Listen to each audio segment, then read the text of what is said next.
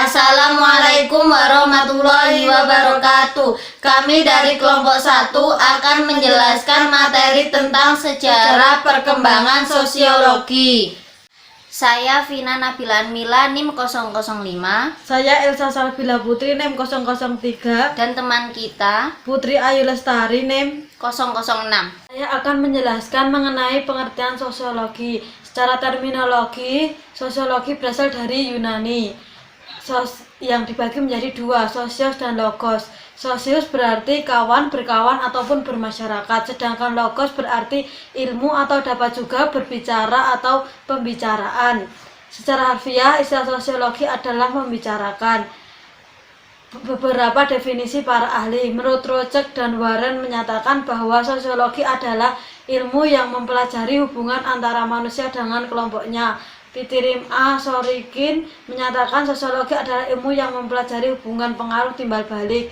Soelo Sumarjan dan Sulaiman Sumadi menyatakan bahwa sosiologi adalah ilmu yang mempelajari struktur sosial dan proses sosial. Secara etimologis atau asal kata, sosiologi berasal dari kata sosius yang berarti teman dan logos yang berarti ilmu. Secara harfiah, sosiologi membicarakan, memperbincangkan pergaulan hidup manusia.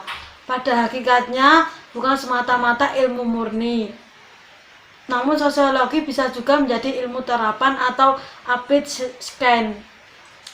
Sosiologi pada dasarnya tidak bertujuan untuk menghasilkan para praktisi atau tukang. Pada tahun 1838, istilah sosiologi sebagai cabang ilmu sosial dicetuskan pertama kali oleh ilmuwan Prancis yang bernama Auguste Comte dan kemudian dikenal sebagai Bapak Sosiologi. Kata sosiologi pertama kali digunakan oleh Auguste Comte, orang Prancis, pada tahun 38 dalam bukunya yang berjudul Positif Filosofi, hingga Comte umumnya dianggap Bapak Sosiologi. Emile Durkheim, ilmuwan sosial Prancis, berhasil melembagakan sosiologi sebagai disiplin akademis.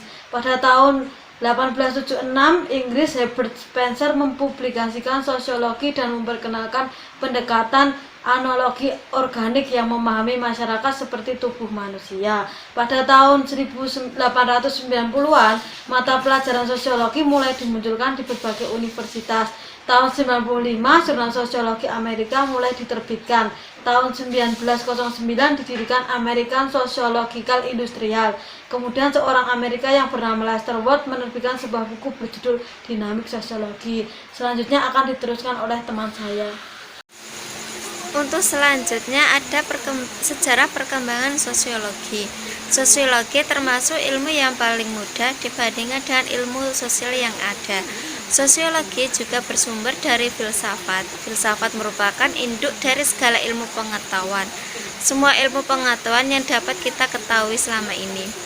Filsafat pada masa itu mencakup pula segala usaha pemikiran mengenai masyarakat. Makin berkembangnya zaman dan tumbuhnya peradaban manusia, berbagai ilmu pengetahuan yang semula tergabung dalam filsafat mulai memisahkan diri dan berkembang menurut tujuan masing-masing.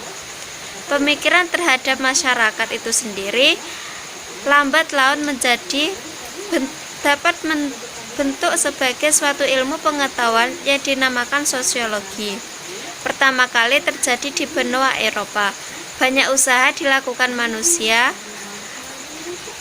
baik bersifat ilmiah maupun bersifat non-ilmiah. Beberapa faktor pendorong utama munculnya sosiologi yaitu meningkatkan perhatian terhadap kesejahteraan masyarakat dan berubah-ubah yang terjadi di dalam masyarakat. Pada abad ke-19, seorang filsuf sebagai bangsa Prancis bernama Auguste Comte telah menulis beberapa buku yang berisi pendekatan umum untuk urutan tertentu berdasarkan dengan logika. Setiap penelitian dilakukan mulai tahap tertentu untuk mencapai tahap akhir, yaitu secara ilmiah. Oleh sebab itu, Auguste menyarankan agar semua penelitian terhadap masyarakat ditingkatkan menjadi suatu ilmu tentang masyarakat. Lahirnya sosiologi tercatat pada tahun 1842 tatkala Auguste Comte menerbitkan buku yang berjudul dengan Positive Physiology. Beberapa pandangan penting yang dikemukakan adalah hukum kemajuan masyarakat. Ketiga jenjang tersebut adalah: yang pertama, ada jenjang teologi, yang kedua, jenjang metafisika, dan yang ketiga, ada jenjang positif. Setengah abad setelah Herbert mengembangkan suatu sistematika penelitian masyarakat yang bukunya berjudul People of Sociology, istilah akhirnya berkembang dengan pesat.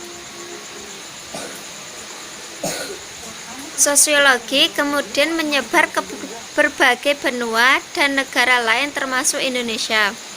Walaupun pada hakikatnya para pujangga dan pemimpin Indonesia belum pernah mempelajari teori formal sosiologi sebagai ilmu pengetahuan, banyak di antara mereka yang telah memasukkan unsur sosiologi ke dalam ajarannya.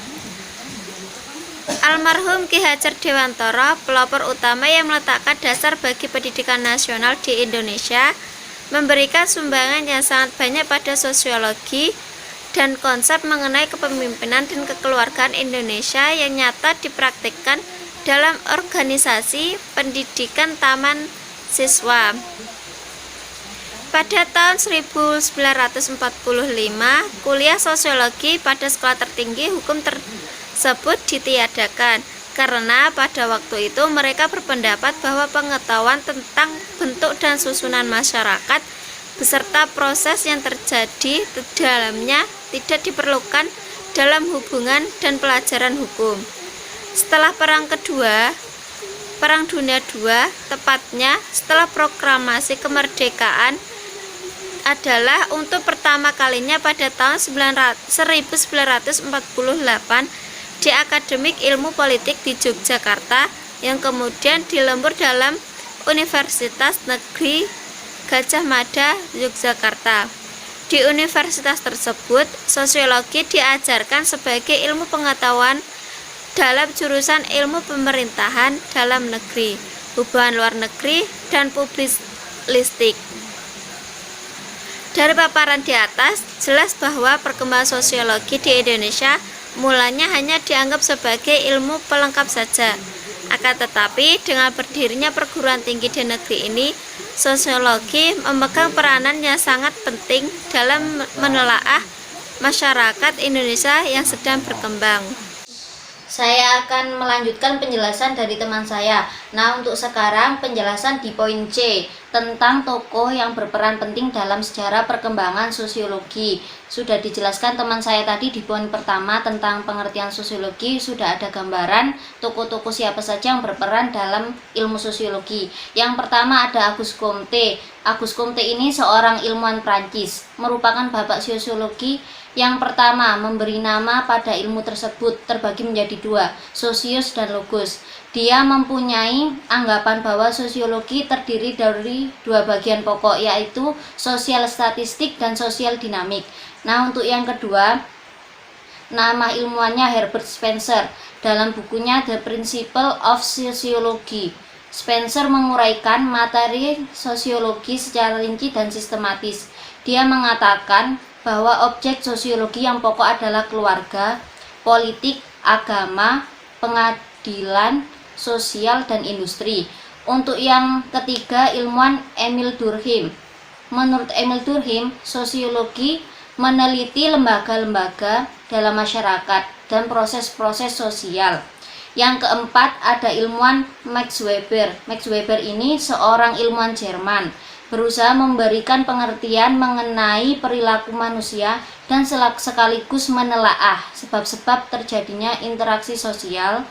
Max juga terkenal dengan teori ideal tipus, yaitu merupakan suatu konstruksi dalam pikiran seorang peneliti yang dapat digunakan sebagai alat untuk menganalisis gejala-gejala dalam masyarakat. Untuk ilmuwan yang kelima ada Charles Horton Collie, seorang ilmuwan Amerika. Charles ini mengembangkan konsepsi mengenai hubungan timbal balik dan hubungan yang tidak terpisah antara individu dengan masyarakat. Yang terakhir ada ilmuwan Pierre Guilherme Frédéric Liply. Ilmuwan ini mengenalkan suatu metode tertentu di dalam meneliti dan menganalisis gejala-gejala sosial, yaitu jalan mengadakan observasi terhadap fakta-fakta sosial dan analitis induktif.